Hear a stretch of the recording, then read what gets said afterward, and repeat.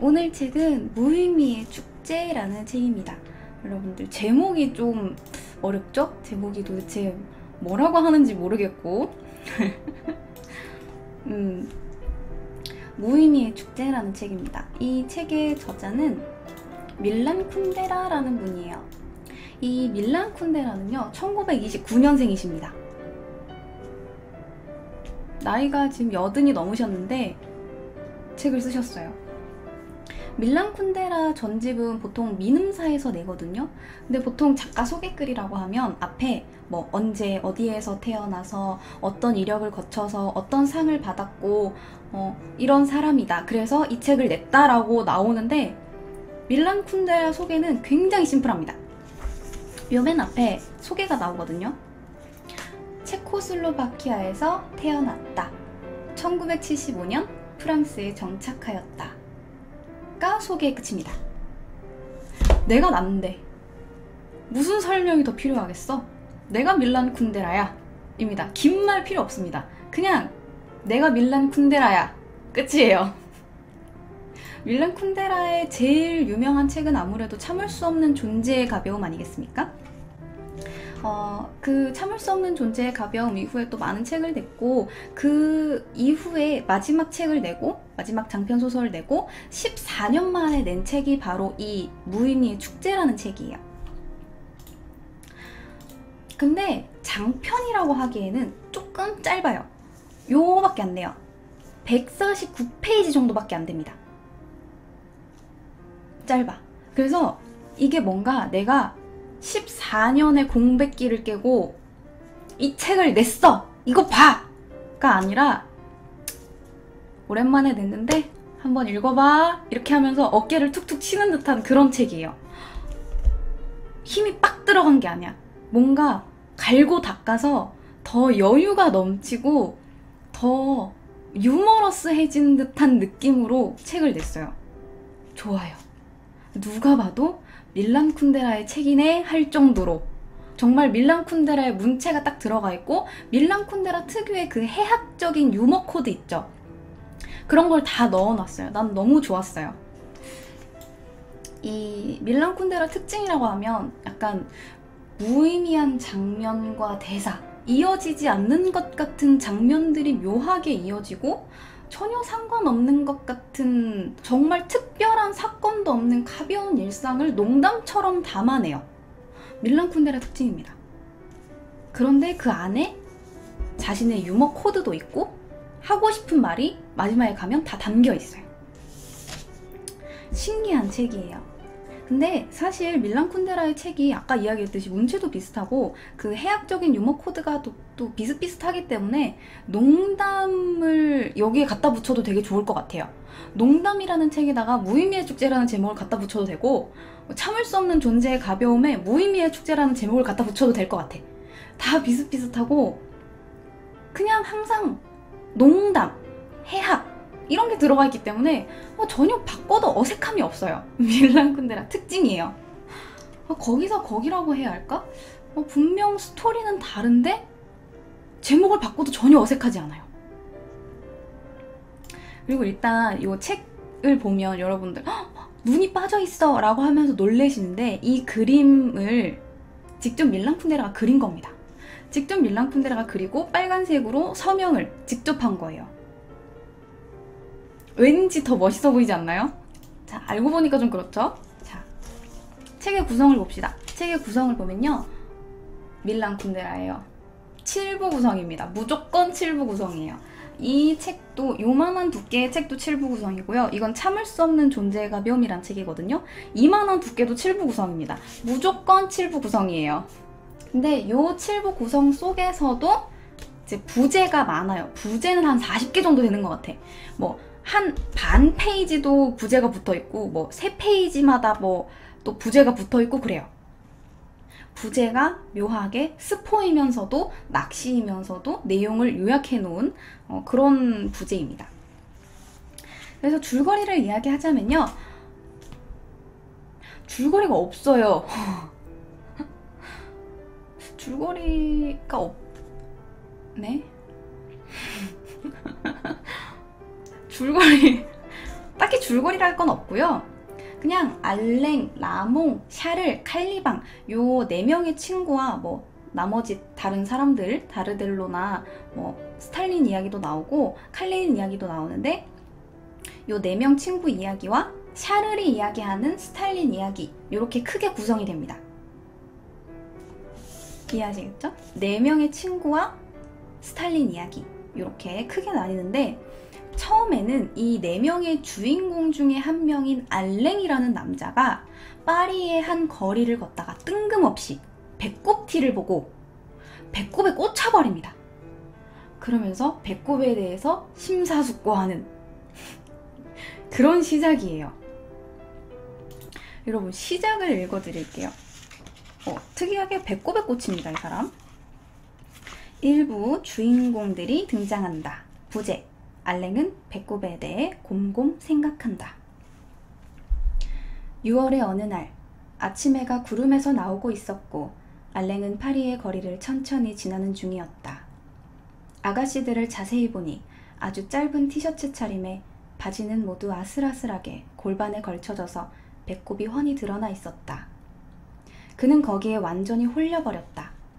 홀려버린 데다 혼란스럽기까지 해서 아가씨들이 남자들을 유혹하는 힘이 이제는 허벅지도 엉덩이도 가슴도 아닌 몸 한가운데의 둥글고 작은 구멍에 총 집중돼 있단 말인가 싶었다.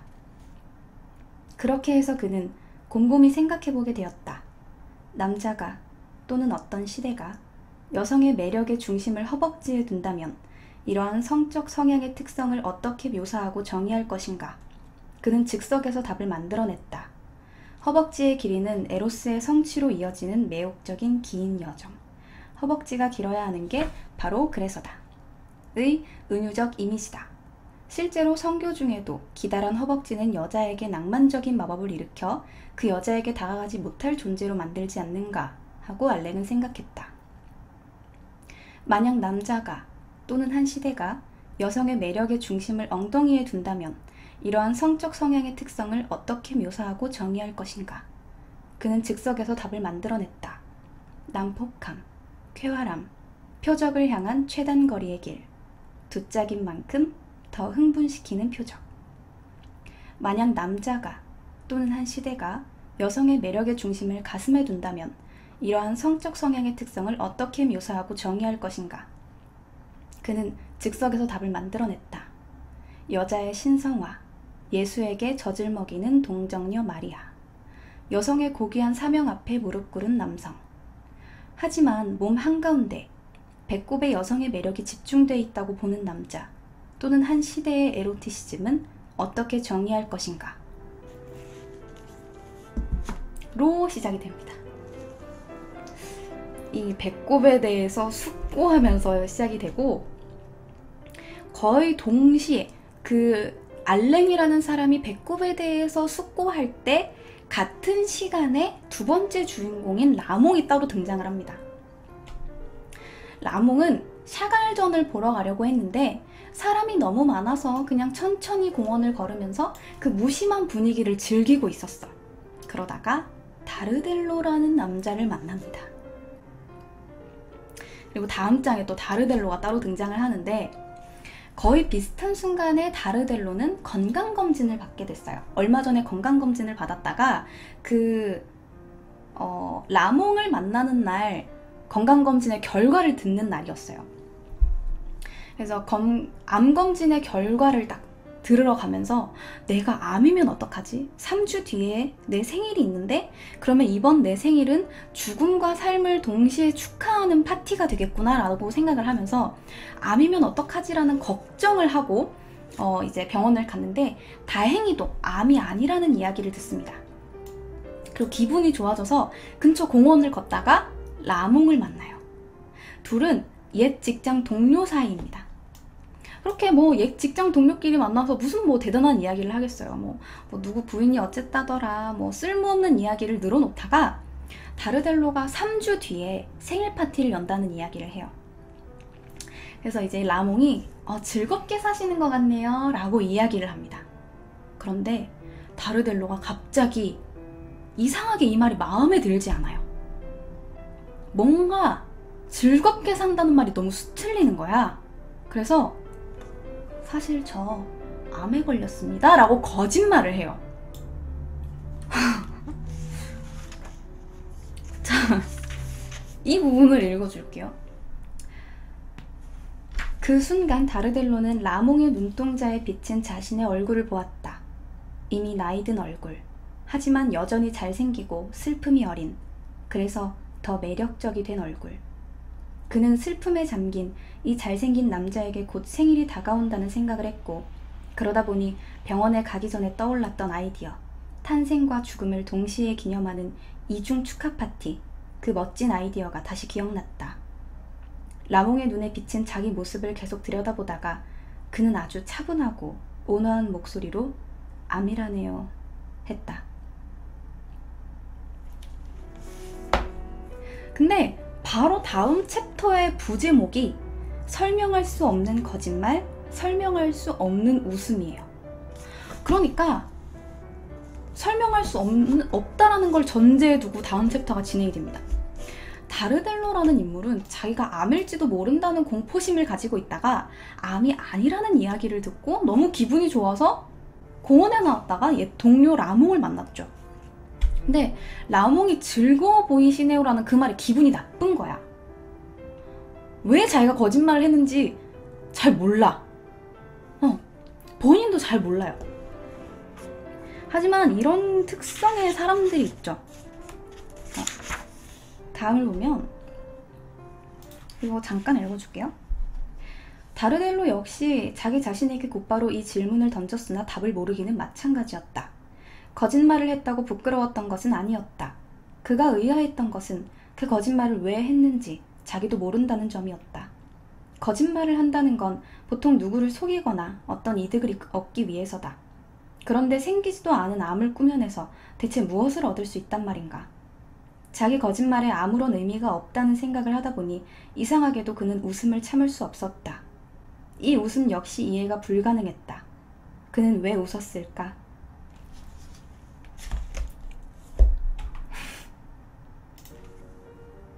몰라. 네. 이런 문장에서 묘하게 그냥 거짓말을 한 거야. 그냥 나도 몰라. 그냥 거짓말을 했어. 근데 내 생각에는 아마 이 다르델로라는 인물은 묘하게 내가 혹시 암이었었어도 이 남자가 이 말을 했을 거고, 내가 진짜 암이었으면 네가 과연 그 말을 할 수 있었을까? 내가 이렇게 담담하게 암이라고 이야기하는데 네가 도대체 어떻게 감당할래? 라는 생각을 했던 것 같아요. 남들은 나름대로 자기 나름의 엄청난 고통을 겪고 있는데 과연 네가 다 그걸 알까? 내가 암이라는 이야기를 듣고도 네가 감당할 수 있을까? 그런 생각을 했던 것 같아요.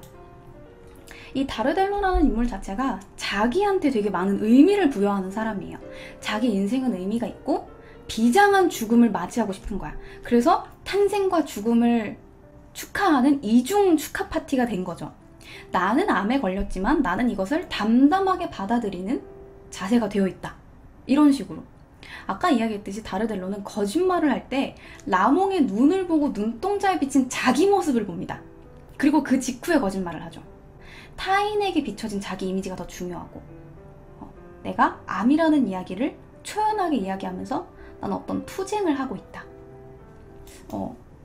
방금까지 내가 암일지도 모른다는 걱정을 했던 걸 과연 네가 알아? 라는 생각을 했을 수도 있어요.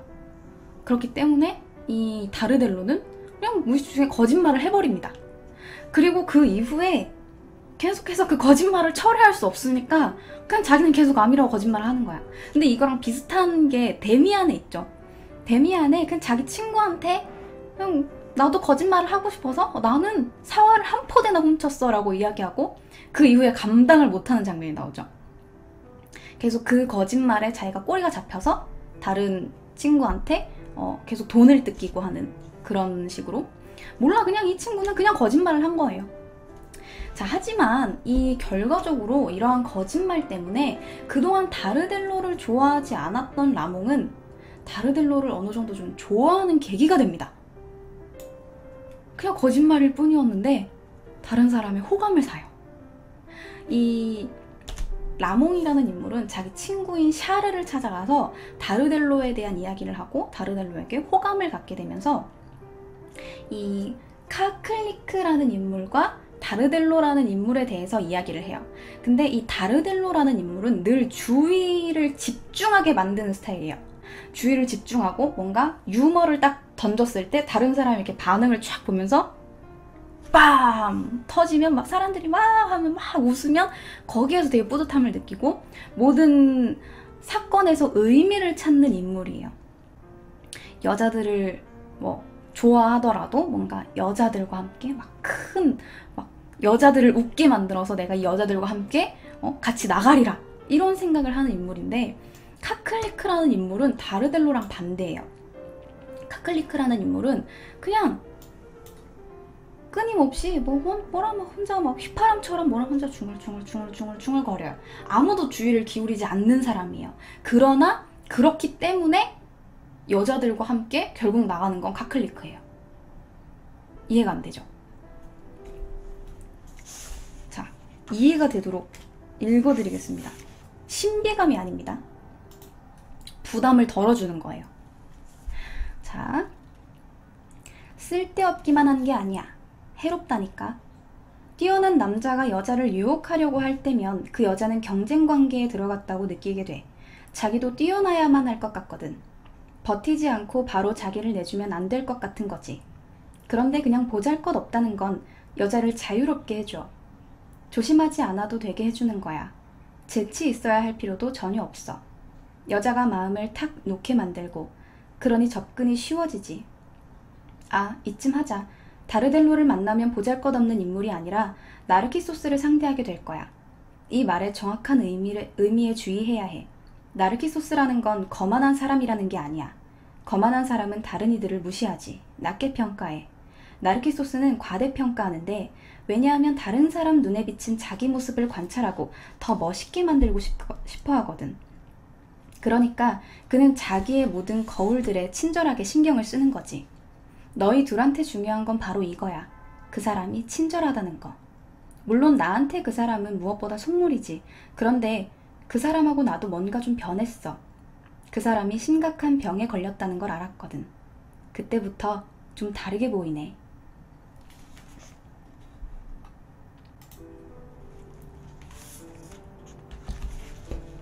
다르델로라는 인물은 이런 사람입니다. 과대평가하고 다른 사람한테 친절한 게 아니야. 다른 사람의 눈에 비친 자기를 의식해서 친절한 거예요. 하지만 카클리크라는 인물은 보잘것없는 인물이야. 그러니까 즉 다르델로라는 인물은 의미라는 걸 의미하는 거고, 카클리크라는 인물은 무의미라는 걸 의미하게 되는 거겠죠. 네. 그리고 나서 바로 다음에 나오는 이야기가 바로 스탈린에 대한 이야기입니다.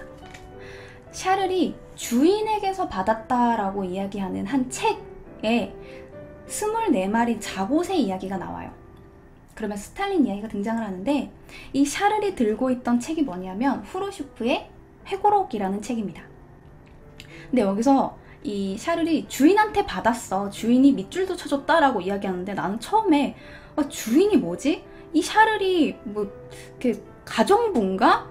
노예인가? 라는 생각을 했는데, 그게 아니라 이 주인이라는 사람은 사실 밀란 쿤데라를 이야기하는 겁니다. 이 나중에도 우리를 창조한 주인이라는 말이 나오는데, 이 밀란 쿤데라는 계속 이런 식으로 자기 작품에 자기를 이렇게 등장을 시켜요. 아무렇지 않게 주인이라는 이야기로 등장을 합니다. 근데 이 24마리 자곳의 이야기가 되게 재미있는데, 이 자곳의 이야기로 인해서 새로운 역사가 쓰여진다라고 이야기를 하고 있어요.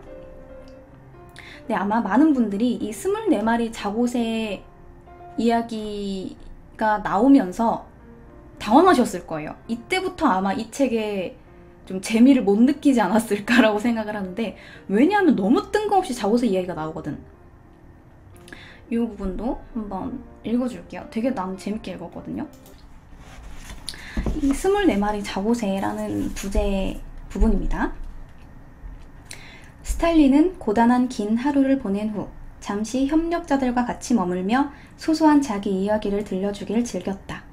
예를 들면 이런 이야기다. 어느 날 그는 사냥에 나서기로 한다. 오래된 파카를 입고 스키를 신고 장총을 들고 13km를 누빈다. 그때 눈앞에 나무 위에 앉은 자고새들이 보인다. 그는 걸음을 멈추고 새들의 수를 센다. 24마리다. 아, 이런 빌어먹을. 탄창을 12개밖에 가져오지 않았다. 그는 총을 쏴 12마리를 죽인 다음 뒤로 돌아 다시 집까지 13km를 가서 탄창 12개를 더 챙긴다. 또다시 13km를 가로질러 와서 여전히 같은 나무에 앉아있는 자고새들 앞에 선다. 그리고 마침내 그 새들을 모두 죽여. 이 이야기 맘에 들어? 샤를이 묻자 칼리방이 웃으며 말한다. 그 이야기를 나에게 들려준 게 정말로 스탈린이라면 박수를 치겠지. 그런데 그런 이야기는 어디서 들었어? 벌써 40년 전에 프랑스에서 출판된 후르쇼프의 회고록을 우리 주인이 나한테 선물로 가져왔어. 거기에서 후르쇼프가 작은 회합에서 스탈린이 자고새 이야기를 한 걸 옮겨놨더라고. 그런데 후르쇼프가 써놓은 걸 보면 너처럼 반응한 사람은 아무도 없었어. 아무도 안 웃었다니까? 한 사람도 예외 없이 모두들 스탈린이 한 이야기가 말도 안 된다고 생각했고 거짓말이 역겨웠지. 그렇지만 그들은 입을 꾹 다물고 있었고 오로지 후르쇼프만 스탈린한테 대담하게 자기 생각을 말한 거야. 알겠어? 중략. 칼리방은 잠시 가만히 있다가 말했다. 이 이야기에서 딱 하나 믿기지가 않는 건 스탈린 말이 농담이라는 걸 아무도 몰랐다는 거야. 그렇지. 샤를이 이렇게 말하며 탁자 위에 책을 올려놓았다. 왜냐하면 그 주위 누구도 농담이라는 게 뭔지 알지 못하게 됐으니까. 나는 바로 여기에서부터 새로운 역사의 위대한 시기가 도래한 거라고 봐. 입니다.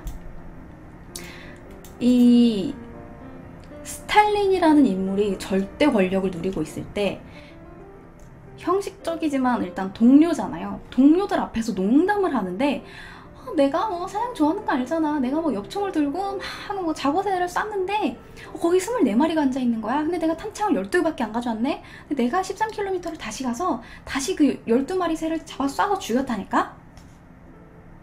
원샷 원킬이었어 라고 이야기하는데 아무도 웃지 않아요. 거기서 끝이에요.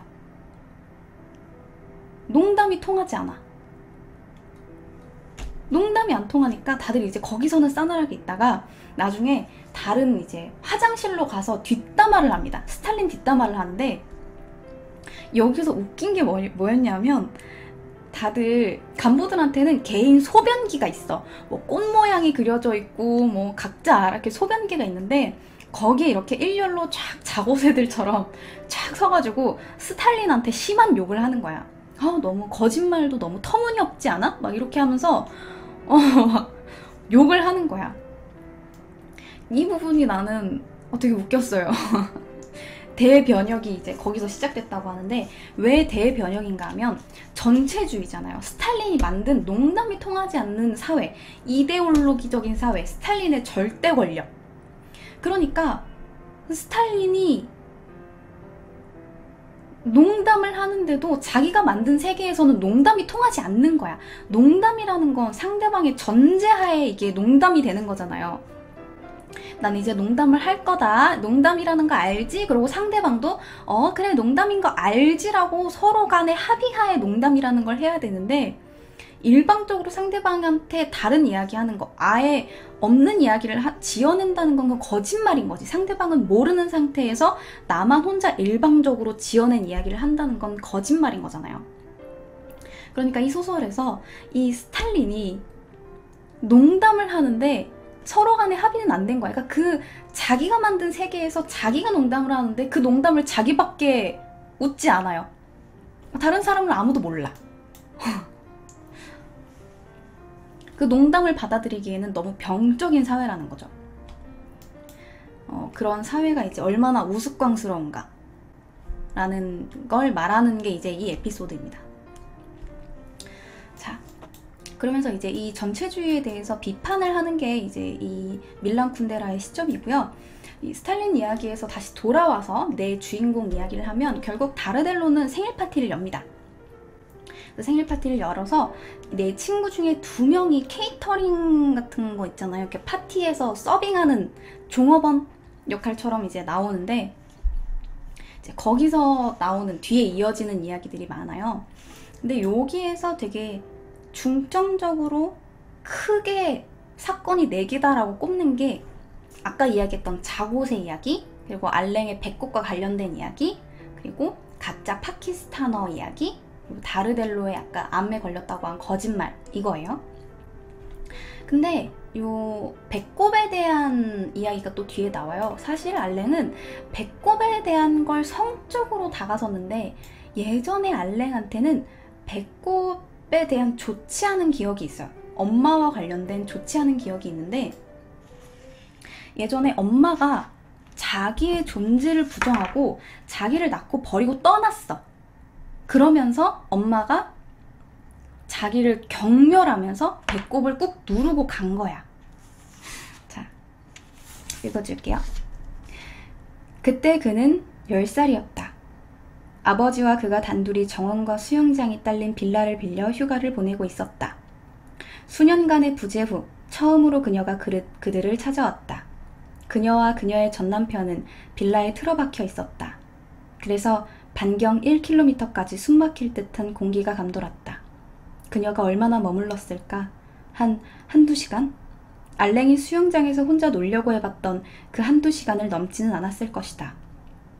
그가 수영장에서 막 나오는데 그녀가 걸음을 멈추고 그에게 작별 인사를 했다. 그녀 혼자였다.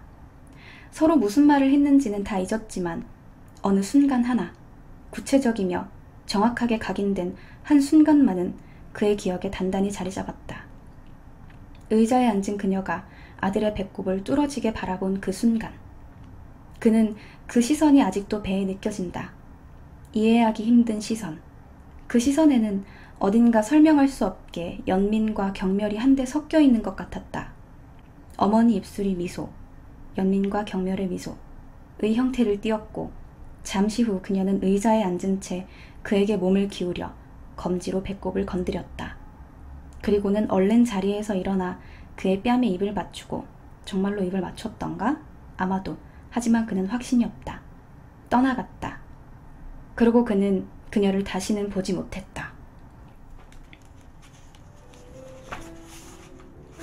자기한테 어머니는 되게 아픈 손가락 같은 존재라고 해야 할까? 자기를 경멸하고 연민하고 자기를 떠났음에도 계속해서 자기는 어머니에 대한 환상을 봐요. 어머니가 자기한테 말을 건다는 듯한 환상을 봅니다. 내가 너를 정말로 좋아하지 않았을까? 뭐 나는 너를 정말 낳기 싫었어 라는 이야기를 하는 환상을 계속해서 알랭은 봐요. 그러면서 이 자기 어머니한테 부정되는 존재로 인식된다는 거? 그게 얼마나 비참한지를 느끼게 하는 게 바로 자기한테는 배꼽이었던 거야. 그런데 그런 배꼽이 사실 나중에 이 알랭에게 뭔가 성적인 부위로 와닿으면서 얼마나 가치 있는 것인가를 이야기를 합니다. 무의미의 존재였던 배꼽이 나중에 가치 있는 존재로 바뀐 거죠. 나중에도 계속 이제 뭐 오토바이에 타 있을 때도 뒤에서 엄마가 계속 말 거는 듯한 환상을 보고 뭐 엄마 사진을 보면서도 계속 엄마가 말 거는 듯한 환상을 봤어요. 그런 이제 이야기가 에피소드가 있는데 이 부분이 환상과 무의미에 대한 이야기를 하는 부분입니다. 자, 그 다음에 또 이제 의미가 있는 부분이 난 이 부분도 되게 재밌었거든요.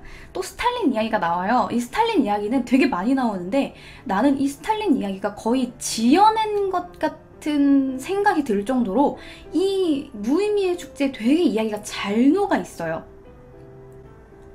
이 스탈린과 칼리닌이라는 인물이 나오면서 칼리닌이라는 이 인물이 나중에 도시 이름이 되거든요. 칼리닌의 도시라는 이름이 되는데 스탈린 도시는 없어. 이거에 대해서 이야기를 해줄게요. 이것도 되게 재밌거든요. 원래는 지금은 이제 다른 이름은 불릴 텐데 아무튼 칼리닌 도시가 된 데가 있어요.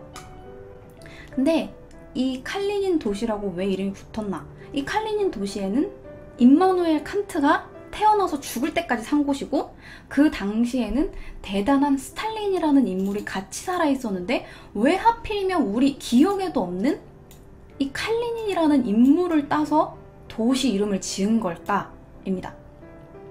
차례대로 여기가 스탈린, 여기가 레닌, 여기가 칼리닌입니다.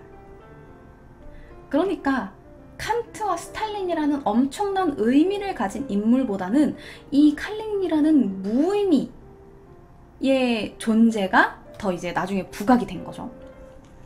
칼리닌이라는 인물은 국가 원수예요. 그런데 이제 거의 바지사장 같은 느낌이지. 국가 원수긴 하지만 별로 힘이 없어. 스탈린 눈치나 보는 그런 국가 원수인데, 이 칼리닌한테는 전립선 비대증이 있습니다. 전립선 비대증이 있으면 계속 오줌을 누러 가야 돼요. 그런데 이게 진짜 지어낸 것처럼 되게 재미있어요. 이 묘하게 이 무의미를 의미하는 칼린이라는 인물한테 전립선 비대증이 있으면서 계속 화장실을 갔다가 나중에는 스탈린이라는 이 비정한 인물이 칼린한테 연민을 느끼는 그런 특이한 계기가 됩니다. 이 전립선 비대증이라는 게. 몰라. 아무튼 이거 읽어봐야 돼요. 이거 근데 되게 길거든요. 좀 긴데 읽어드릴게요. 샤를이 이야기해주는 겁니다.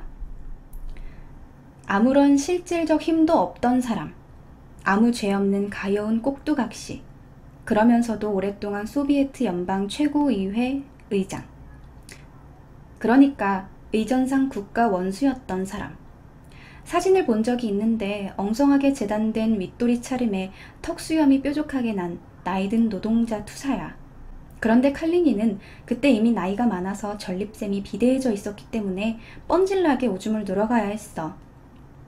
소변 욕구는 늘 너무도 돌연하고 강력해서 심지어 공식 오찬 중이거나 많은 청중 앞에서 연설을 하는 중에도 공중화장실로 달려가야 했지. 그러다 보니 아주 능란하게 자라게 된 거야. 우크라이나의 한 도시에 새로 지은 음악당 개관을 기념해서 큰 축제가 열렸을 때 칼리닌이 엄숙한 일장 연설을 했는데 그때 일을 지금까지 온 러시아가 다 기억해. 그는 2분마다 연설을 멈춰야 했는데 말이야. 매번 그가 연단에서 멀어지자마자 얼른 오케스트라가 민속음악을 연주하기 시작하고 우크라이나의 금발 미녀 발레리나들이 무대 위로 뛰어나와 춤을 춘 거야. 칼리닌이 연단으로 돌아올 때면 사람들은 언제나 큰 박수로 그를 맞이했어. 그가 다시 연단을 떠나면 박수 소리가 더 크게 울려 퍼져 금발 발레리나들을 반겼지. 그러다가 그가 나갔다가 들어왔다가 하는 간격이 점점 짧아지면서 박수는 더 길고 힘차고 열광적이 되어가서 나중엔 그 공식적인 기념식이 말이야. 사람들이 신이 나서 미쳐 날뛰고 아우성을 치는, 이제껏 소비에트 공화국이 듣도 보도 못한 난장판이 되어버린 거야. 하지만 휴식 시간에 칼리닌이 다시 동지들 무리 속에 있게 될 때면 아무도 그의 소변에 박수를 보낼 마음이 없었어. 칼리닌은 규율에 절대 복종하는 사람이어서 스탈린이 자기 일화들을 이야기하는데 감히 화장실에 들락거리거나 방해할 엄두도 내지 못했고, 이야기하는 내내 스탈린의 시선이 그를 뚫어지게 응시하면서 그의 얼굴이 하얗게 질리다가 경련이 일며 일그러지는 것을 주시하고 있었으니 더 그랬지. 그럴수록 스탈린은 말을 더 천천히 하고 묘사를 붙이고 본론을 벗어나 샛길로 빠지고 결말을 미뤘어. 자기 앞에 잔뜩 얼어있는 얼굴에 긴장이 풀리고 일그러진 표정이 사라져 평온해지면서 머리에 평화의 후광이 들이오는 순간까지 말이야. 그때서야 스탈린은 다시 한번 칼리닌이 그 커다란 전투에서 패배했다는 것을 알고는 얼른 결론으로 넘어가서 탁자에서 일어나 친근하고 즐거운 미소를 띠며 회합을 끝내곤 했어. 다른 이들도 모두 자리에서 일어나 심술궂게 자기네 동지를 쳐다봤지. 젖은 바지를 감추려고 탁자나 의자 뒤에서 꼼짝 못하고 있는 그 동지를. 너무 안타깝지 않습니까? 하지만 이 스탈린이 말을 미루고 일부러 이 칼린이라는 인물이 바지에 지릴 때까지 계속해서 막 묘사를 하고 말을 늘리고, 그래서 말입니다, 그러니까 말입니다, 우리는 말입니다 계속하면서 말을 미루다가 결국 칼리닌이 바지에 실례를 한 거죠. 하지만 그 사건 이후에 오히려 스탈린은 이 칼리닌이라는 인물에 대해서 연민이라는 걸 하게 됩니다. 오히려 그 부분에서 스탈린의 다정함을 발견하게 되는 거죠. 이 두 인물의 느낌은 말이에요. 아까 이야기했던 다르델로와 카클리크의 느낌과 비슷해요. 다르델로는 스탈린과 비슷하고 카클리크는 이 칼리닌과 비슷합니다. 그렇죠. 스탈린은 의미가 있는 인물이고 항상 내가 가운데에 있어야 되는 인물인데 결국 도시의 이름을 딴 건 칼리닌이에요. 그리고 결국 여자와 같이 나가는 건 카클리크죠. 네. 요런 요 두 인물의 비슷한 점입니다. 이런 식으로 이야기가 계속돼요. 계속되다가 또 이제 아까 내가 중요한 포인트 중에 4개 중에 하나라고 이야기했던 가짜 파키스타너 이야기가 나옵니다. 네, 가짜 파키스타너 이야기가 나오는데 그게 뭐냐면 칼리방이라는 인물이 원래는 러시아 사람이에요. 러시아 사람인데 일부러 다른 사람들을 즐겁게 해주려고 자기 얼굴도 까맣고 그러니까 파키스탄인처럼 행동을 하는 거야. 그래서 파키스탄어를 알지도 못하면서 가짜 파키스탄어를 막 지어내는 거예요. 그런 부분이 나와요. 근데 그런 부분이 나오는데 이 부분에 라몽이라는 사람이 칼리방이라는 사람한테 더 이상 이제 너 파키스탄인인 것처럼 하지 말아라 라고 이야기하는 부분이 나와요. 근데 이 부분에 딱 그 의미 함축이 다 되어 있습니다. 이 부분 읽어드릴게요. 둘 다 걸음을 멈추고 서자 칼리방은 재미있으라고 파키스탄어로 한마디 했다. 라옹은 프랑스어로 대답했다. 네 기막힌 언어 수행에 찬사를 보낸다. 하지만 나를 즐겁게 하는 게 아니라 다시금 서글픔 속에 처박고 있어. 그는 쟁반에서 위스키 잔을 들어 다 마시고 내려놓더니 다시 한 잔을 더 집어들고 말했다. 샤르라고 너는 사교계의 칵테일 파티에서 불쌍하게 속물들 시중이나 듣는 동안 좀 재미있게 해보려고 웃기는 파키스탄 말을 만들어냈어. 뭔가 신비하게 만드는 즐거움이 너희에게 보호막이 되어 주었을 거야. 하긴 그게 우리 모두의 작전이기도 했지. 우리는 이제 이 세상을 뒤엎을 수도 없고 개조할 수도 없고 한심하게 굴러가는 걸 막을 도리도 없다는 걸 오래전에 깨달았어. 저항할 수 있는 길은 딱 하나. 세상을 진지하게 대하지 않는 것뿐이지. 하지만 내 눈에는 우리 장난이 힘을 잃었다는 게 보인다. 너는 기를 쓰고 파키스탄어를 해서 흥을 돋우려고 하고 있어. 그래봐야 안 돼. 너는 피곤하고 지겹기만 할 뿐이야. 이런 부분이 나옵니다. 딱 나오지 않나요? 우리는 이미 이 세상을 뒤엎을 수도 없고 개조할 수도 없고 이 세상이 그렇게 돌아가는 걸 우리는 보고만 있어야 돼. 그렇기 때문에 우리는 세상을 진지하게 대하지 않고 농담을 하고 있다라는 걸 여기서 직접적으로 이야기를 하는 부분이 나오는 거예요. 네. 이 밀란 쿤데라의 특징인 농담이라는 부분을 여기서 직접적으로 이야기를 해놓은 겁니다.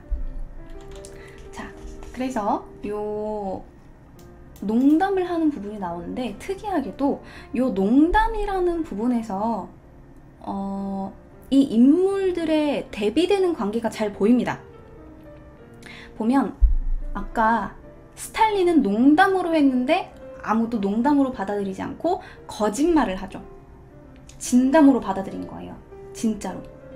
그리고 칼리방은 뭐 가짜로 웨이터 노릇을 하는데 파키스탄에서 온 척 가짜로 이제 파키스탄어를 하는 걸 보고 사랑에 빠집니다. 다른 여자가. 칼리방이 장난으로 하는 파키스탄어를 보고 사랑에 빠져요. 그러니까 장난으로 하는 걸 이 여자는 모르는 거죠. 모르는 상태에서 사랑에 빠지게 됩니다. 그리고 아까 이야기했듯이 또 암에 걸렸다는 거짓말을 했는데도 불구하고 다른 사람이 오히려 호감을 느끼게 되죠. 농담을 하는데 여러 방면에서의 완전 대비되는 결과가 나오는 거죠. 거짓말을 했는데 오히려 호감을 사게 된다거나 뭐 농담을 했는데 진담으로 받아들이게 된다거나 이런 식으로 대비되는 여러 가지 상황이 있는데, 여러분들 이 책이 읽기 어렵다라고 생각하시는 이유가 각각의 에피소드가 연결되는 부분이 별로 없어요. 일단 부제가 너무 많아서 뭐 한 장마다 부제가 있고 반 장마다 부제가 있고 세 장마다 부제가 있고 이러니까 부제마다 새로운 이야기가 나와서 여러분들이 이게 연계가 잘 안 된다고 생각해서 이 책을 어렵다고 생각하실 거예요. 근데 여러분들이 한 147페이지쯤 되면 와 하는 생각이 들어요. 근데 와 하는 생각이 들고 나서 그래서 내가 이 책을 왜 재밌게 읽었지라고 생각을 하게 되는데, 그래서 다시 읽어. 다시 읽고 나면 자기를 설득하게 돼요. 아 맞아, 이런 부분이 있었어, 이런 부분이 재밌어, 아 이런 부분이 농담을 하는 부분이야 라는 생각이 들어요. 전체적으로 정리가 되고 나를 설득하는 시간을 가지게 됩니다. 나를 설득하는 시간을 가지게 돼. 그래, 이 책이 재미있었어.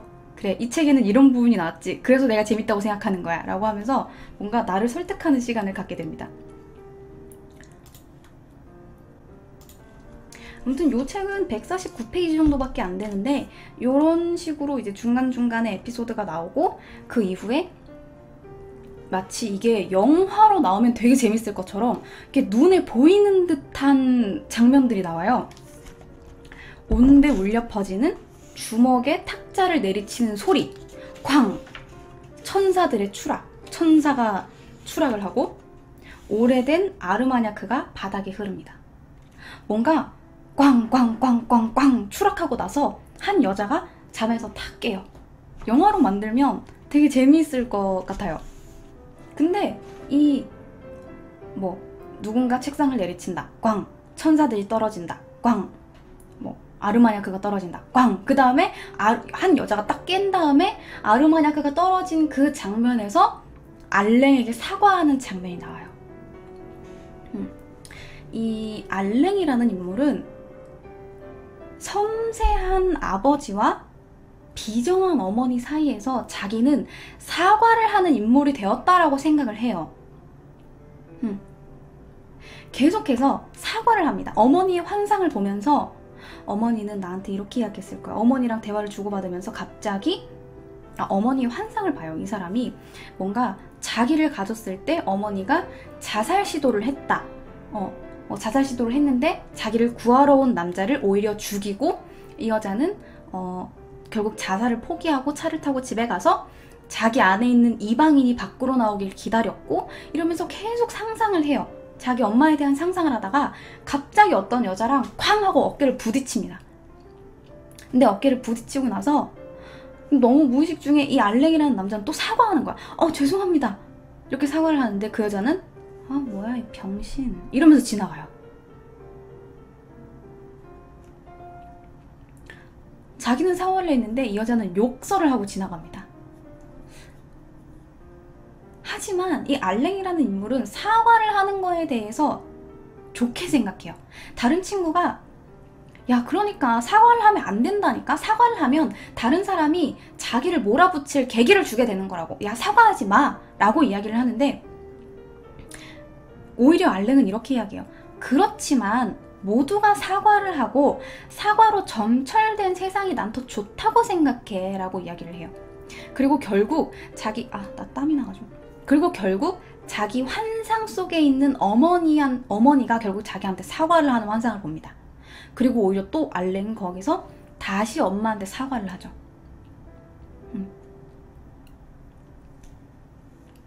그리고 요 아르마냐크라는 수를 알랭이 이제 가지고 있다가, 자기가 태어난 연도와 똑같은 아르마냐크라는 수를 가지고 있다가 이거를 언젠가 내가 좋은 날 꺼내 먹을 거다라고 생각을 하면서 그 찬장 가장 높은 데에다가 이 술을 올려놓습니다. 그런데 다른 친구가 우리 너무 좋은 날이야, 우리 술을 꺼내 마시자 라고 이야기를 하다가 이 술을 꺼내는데 이 술을 쾅 하고 떨어뜨려서 깨먹어요. 한 방울도 남지 않습니다. 하지만 그 친구가 사과를 하니까 아니야, 사과는 내 몫이야 라고 이야기해요. 이 알랭은 또 사과를 합니다. 이 알랭이라는 인물한테 아르마냐크라는 술은 무의미라는 것에 대한 보상 같은 개념이었어요. 이 무의미에 대한 대가로 받을 수 있었던 보상조차 받지 못하는 상황에서 이 알랭은 오히려 괜찮아, 높은 곳에 올려다 놓고 의자에 네가 갖다 놓게 의자로 네가 꺼내게 만든 내가 잘못한 거야 라고 오히려 사과를 해요. 네, 해피엔딩입니다. 자, 그래서 이렇게 요 뒷부분까지 오면 아까 이야기했듯이 147페이지에서 여러분들은 하게 됩니다. 마지막 부분에 축제가 시작돼요. 모든 사람이 나와서 축제를 벌여요. 막 나와.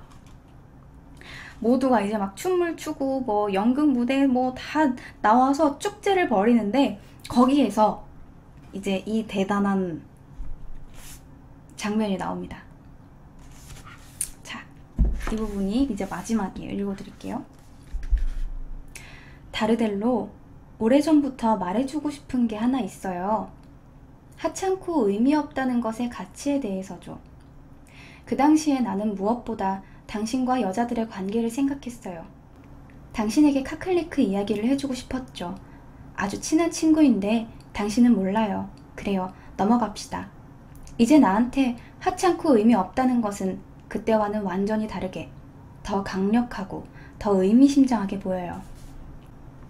하찮고 의미 없다는 것은 말입니다. 존재의 본질이에요. 언제 어디서나 우리와 함께 있어요. 심지어 아무도 그걸 보려 하지 않는 곳에도, 그러니까 공포 속에도, 참혹한 전투 속에도, 최악의 불행 속에도 말이에요.